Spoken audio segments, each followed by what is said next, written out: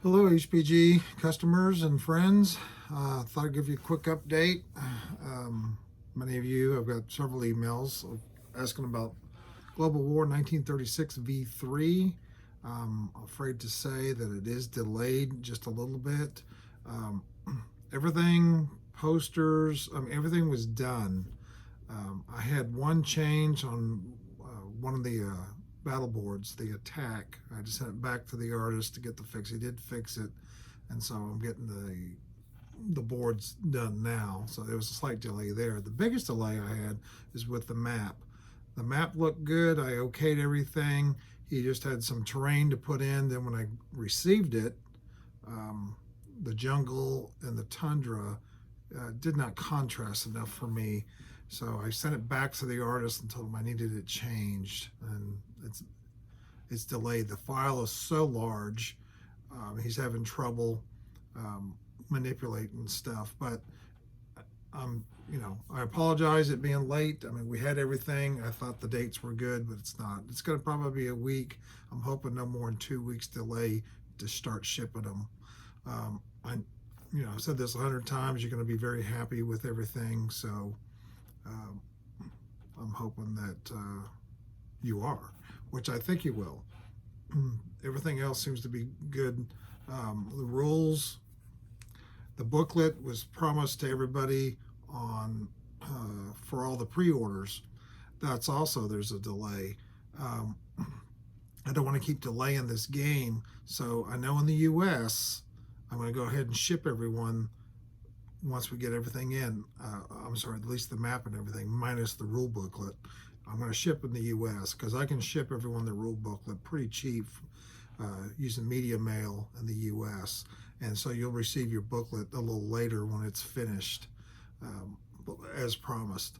Everywhere else, I'm going to have to either delay it or ask people, you want me to go ahead and ship your game and everything? And then I know a lot of you still order. We can ship the booklet on a next order. I don't want to ship them separate because the cost just by themselves is more than the booklet. So we'll look at that down the road for international people. Other than that, a couple things. We have our convention coming up April 3rd through 5th here in Tulsa, Oklahoma. We've already got a 1936 V3 Game Master, Admiral Seabass. I think Chris is going to be running that for everybody. We've got people coming up from Texas and other places that's going to play it. I know we got some more at sea. Mike is going to be running that, or two of them. He's coming out from California. So you can get in on that. Plus there'll be other games. We're trying to get the designer for Barbarossa to come as well to run some games. So please come April 3rd through 5th. This is our first one that we're kind of piggybacking on top of another con. It's called Maneuvers Con.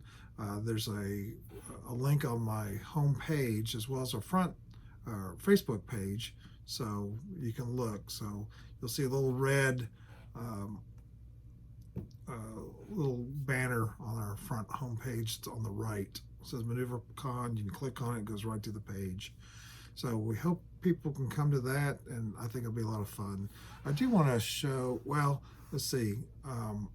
There are going to be some new things coming on the website. Global War V3 is my number one priority, so that's what I've really been working on, making sure that the rest of the markers were done and finished, and so everything get going on that. It's just been very time consuming. I started training a new guy a couple of weeks ago to help in the warehouse and do some other things so I can get more on this. And that's been taking a little bit of my time, and of course trying to get all the other stuff done. I will show you some of the map. I've got it on my computer here. So as you can see, there's the map. Beautiful colors.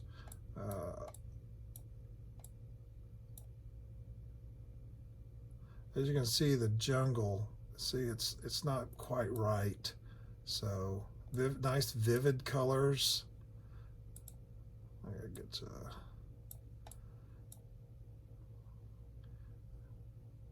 the mountains are more prominent. Rivers, as you can see, it's very, very nice. There's the tundra. That's what I said. I didn't like the tundra versus the jungle. Of course, jungle and tundra, there shouldn't be any mix, but that jungle has got to be redone. Sorry, I'm going kind of fast here. I'm looking over here. And the marsh he had to redo. He just had a hatch there, which was a placeholder. But like I said, I think you're going to love this map. So there you go. That's what it looks like. It's pretty much 99% done, other than the tundra up here to the top and the jungle. So, and there, that red maneuvers con. So if you click on it, it goes right to the page, and then down, you link down, it's got all the links for registration, game master registration, exhibitor registration. Pretty cheap, $15 a day, $25 for entire convention. You can't get much cheaper than that. So I'm gonna put this back. And then we did just today, I think some of you are keeping up with our Amerika game that we released several years ago as a Kickstarter. We had to produce like 1,500 of those boxes, but we only produced so much of the plastic. I actually had to run the plastic a second time because it got lost in shipment. But we had the Japanese done in a yellow gold. The Allies have been redone in a tan. They were the olive drab. The Japanese were the pumpkin orange. Now they're yellow gold. And the Germans are now the black, and they were originally the gray. So we're going to have about 400 games done in these colors. They're ready for sale. They're on the website. The game has not changed, other than the plastic pieces are these colors, and they're for sale. So if you've been wanting a copy of Amerika, there it is. So, oh, well, we'll show you this. I got a dice tray. So we're going to have some dice tray inserts there for Global War. So I got those. We'll have to get those made up. So anyway, not much has changed in my room. I haven't had time. So some people hadn't seen it. There it is. And don't look at my desk. It's so backed up. It's crazy. I'm like, I gotta get this thing cleaned up.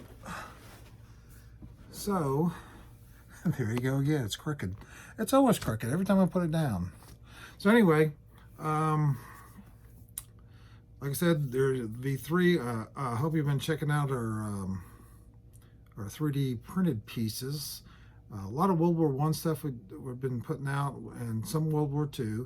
We've been working on the 1985 Global War game, as well as the 62 game. We've been working on getting pieces for there, sizing, some really great concepts.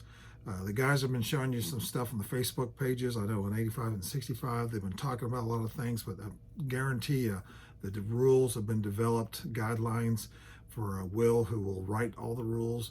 But both Chris and Misha have been coming up with some great ideas. We've been talking. We're all on Trello, which we're using to go back and forth. And I believe you're going to be very happy. Of course, with 36, got to get this out. Amerika just came out, re-release, 3D printed pieces, and then 2025, we've been delayed, but it's going to be, number one on my radar to get it done. And of course, 1914's come along. I just talked to Will yesterday, going back and forth on some stuff. So the guys are ready to play test again. 14 has just been a nightmare to get this thing right. Of course, no one does a Global War game because it's so hard to do a 1914 Global War game, and we've struggled. We want to make it a Global War to stay, in unison with everything else that we've done, and I think we've got some great ideas, and we're going to keep working on them. But in 65, 1985, still well in the works, so those have not stopped. 1861 and 1804 or 5 is kind of stagnated right now, and then we're also looking at a Civil War game, and as well as a 2025 game, the big global game, not the meltdown like you'll start seeing this year. So anyway, on that, and I just hope everyone stays up with everything. We've got a lot of new stuff coming out. I've been working on The flight stands have been doing really well. The metal ones, we're going to try to offer some acrylic ones as well. Offer some magnets for sale. Tweezers and glue and things that you might need. To make customizations to your game. And so, if you have any ideas or you see something that I should be carrying, a lot easier. Pay the shipping. Shipping just keeps going up. The United States Postal Service, UPS, they just keep raising their rates. They're going faster than what people get paid, it seems like.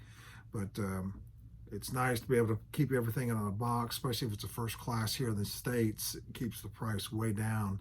And, international, same. If it doesn't go up too high, you can keep the rates down as long as the weight doesn't go up. So anyway, I don't want to keep rambling here, so I'll let you go.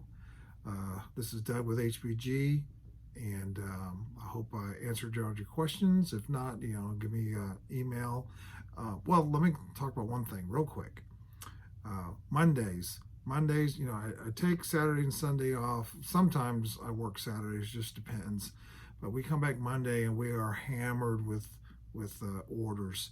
So I know some guys will call and they want to chat, and I love to talk to everybody, and it's nice to catch up. But Mondays are just not a good day to guys like, hey, what are you doing, Doug? And just want to talk about different things. I appreciate all my customers and stuff, but if we could hold off on Mondays, I would really appreciate it. And I'm here at 6:30 in the morning, 9 times out of 10, 99% of the time. Here at 6:30, I usually leave, 5:30. Sometimes I leave at 4:30, depending on the day. Now tomorrow I have to leave a little early because I have a doctor's appointment in the late afternoon, but I'll be here early. So 6:30 Central Standard Time, I'm usually here working, and I work long days, and I work evenings. When I'm at home, I'm constantly working on marker designs, whether I'm trying to organize the website, whatever. I'm always trying to come up with new ideas, scour the internet for some things that we can use for customizations and all that good stuff. So I would appreciate it. And also addresses. We'll be getting a lot of addresses that are not complete. This is even the United States. And, people are leaving off not just house numbers, but their whole road. And we use ShipStation, and it verifies all addresses. So if it's not a valid address, it lets us know. And we'll usually email the people and say, hey, this is not good. What do you got? Now, the biggest problems we have with people who are military bases, things like that. A lot of times people really don't know their correct ones, or they try, and ShipStation will auto-correct a lot of them, but sometimes it's just so different that I'm like, okay, is this the address that you're thinking? I know I had one the other day. It said no apartment number, but it had nothing, but ShipStation wanted an apartment number because it said, hey, there's something here that's apartment. I asked the guy, and he says, yeah, it's second floor in the back, or maybe it was in the front. I'm like, okay, that's not going to fly for ShipStation. I'll put it in there, and then it came with apartment 2. So I emailed back and says, is this apartment 2?